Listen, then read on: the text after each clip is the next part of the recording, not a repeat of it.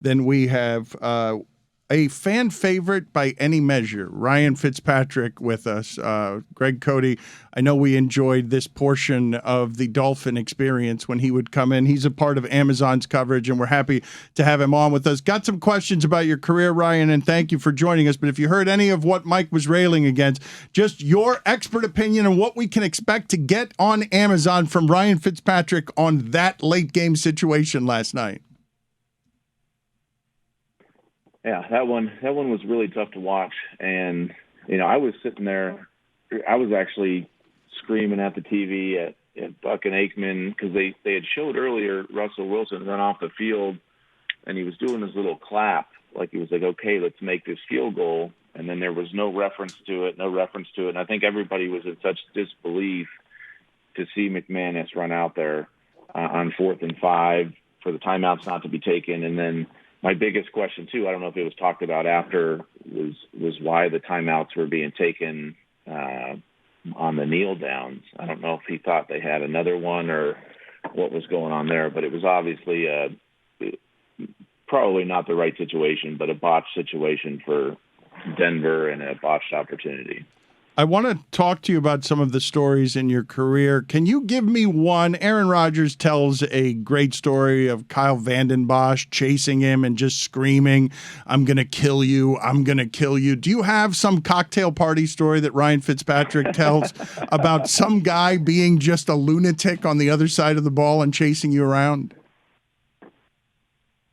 I could say there's a few times I've feared for my life while being on the football field. And one of them was always Fletcher Cox. It was just some of the stuff that was said and the look in his eye.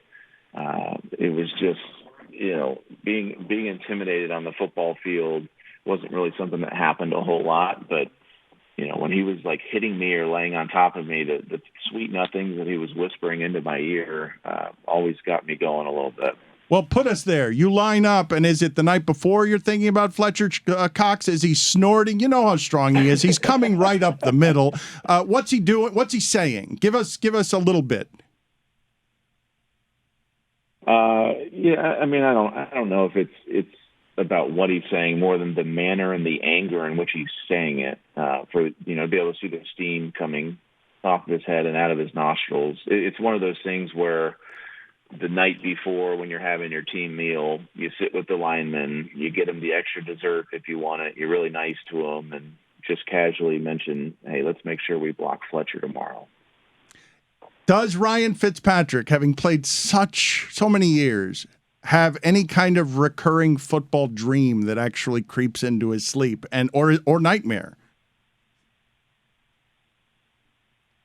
I don't, and I'm surprised that it's taken me this long in this interview to mention it, but I went to Harvard. I don't know if you guys know that or not. But, I still, to this day, have dreams about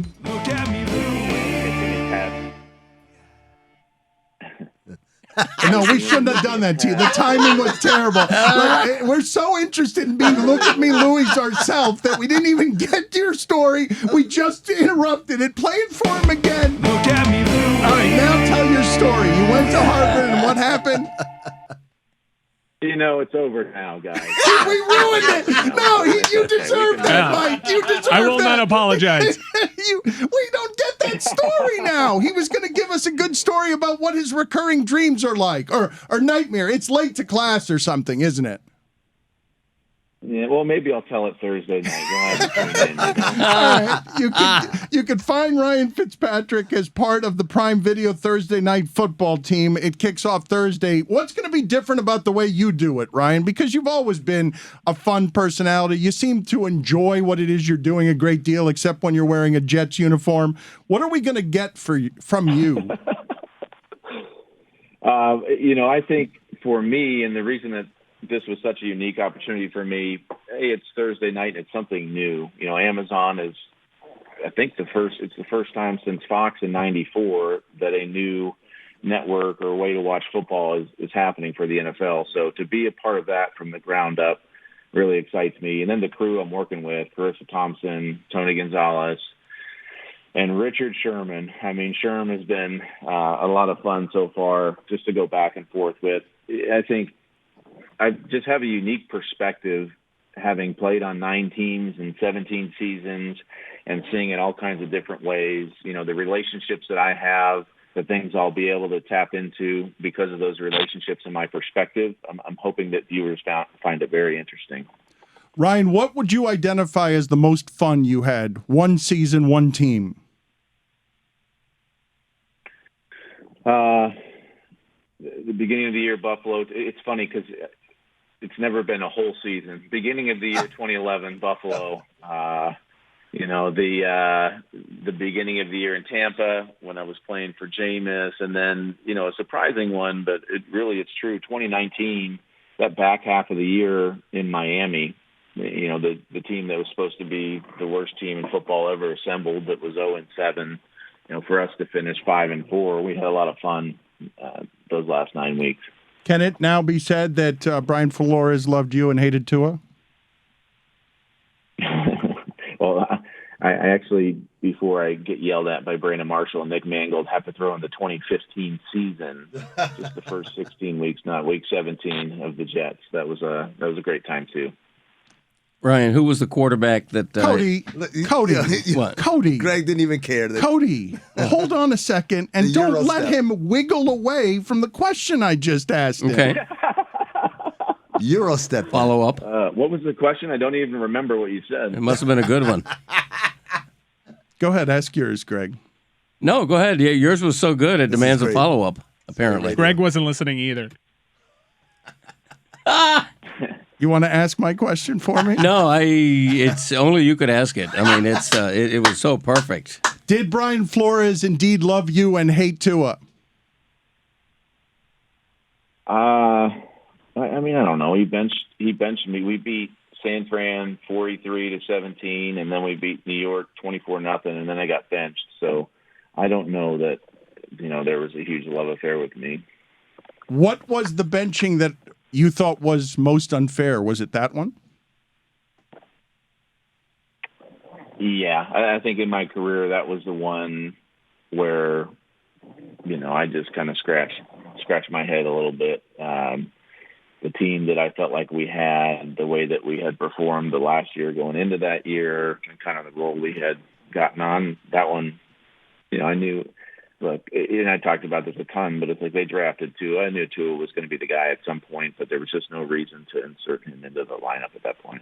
Ryan, there was about a 2-week stretch where internet sleuths discovered an old clip of Tom Brady alluding to a motherfucker that was playing over him in a certain location. For 2 weeks, the internet was convinced you were the motherfucker Tom Brady was referring to, until 2 weeks later, it was discovered, no, maybe the motherfucker was Derek Carr. What were those 2 weeks like where you were the motherfucker that Tom Brady was referencing? Please don't curse. I think I still am.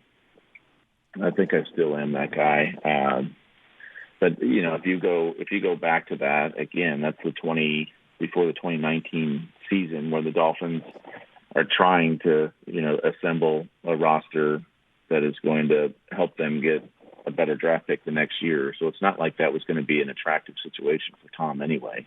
So I'm not sure what why he was so upset about it. But I still to this day believe that I am that mother. Were you insulted by that, hurt by that, or you just sort of shrug your shoulders and say, well, he has been beating me in the division for about 18 years, so maybe I am that motherfucker? Yeah, I tried to get my wife to make a few T-shirts so I could wear them around. We were just trying to figure out with all the kids around which letters to blank out.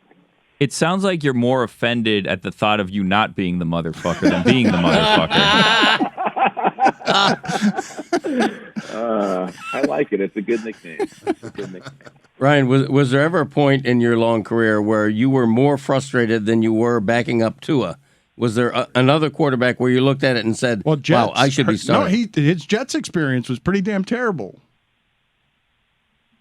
Well, my Jets experience in 2015 was, fantastic. My Jets experience in 2016 was not. It was a tale of two different seasons. But, it's not, 2016, a lot of that I can look at myself and say, man, I played horrible. So that wasn't something to where, I had a hand in the fact that I wasn't playing. I didn't play well that year. Whereas, other particular years, it maybe wasn't that way. Stugotz is bombing in here from his daughter's dorm room because he's been waiting for this conversation forever. He's been wanting to ask Ryan Fitzpatrick a question for a better part of a year now. Stugotz, investigative journalist, you want to have at Ryan Fitzpatrick here? Yeah, Ryan, so there were several reports last year. Now, granted, these reports came from callers into a Washington, D.C. sports radio station that you had hurt yourself last year before the season on a water slide. And I think that's listen, you probably shouldn't be doing that right before the NFL season if indeed these rumors are true. And so I just want to either find out if they're true or put the rumors to bed. Were you indeed? Did your career end on a water slide? No, I got hurt in a game. I think everybody saw that. But I don't know. That's I'm now part of it. I'm now part of the media, but I think we all, and you probably already knew the answer to that question. So I know it's funny and light, but now you give a rumor some more breath, but it's silly and it doesn't make sense. And no, that never happened. How does Ryan Fitzpatrick attack a water slide? Is it feet first, head first? Head first on the belly. How's this one working? We can move on to something else. Okay, wow, way to go, Stugotz. That's the line. The guy's been playing forever, and that's the line that you cross with your water flume buffoonery. And you had to offer off that motherfucker, man.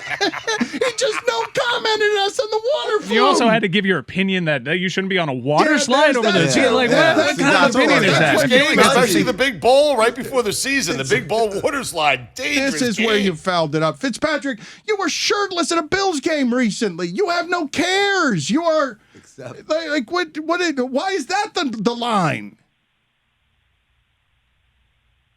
I'm glad we're not on Zoom right now. I'm glad it's just on air. But look, I mean, it's not the line. It's just giving, you guys are, this is like a gotcha, we have some crazy no, Ryan. That we're going to give. I swear it's not. It just doesn't make a whole lot of sense. Sorry, Ryan. We were not meaning to offend you. We didn't know that we were hitting a sensitive spot. We were just fooling around.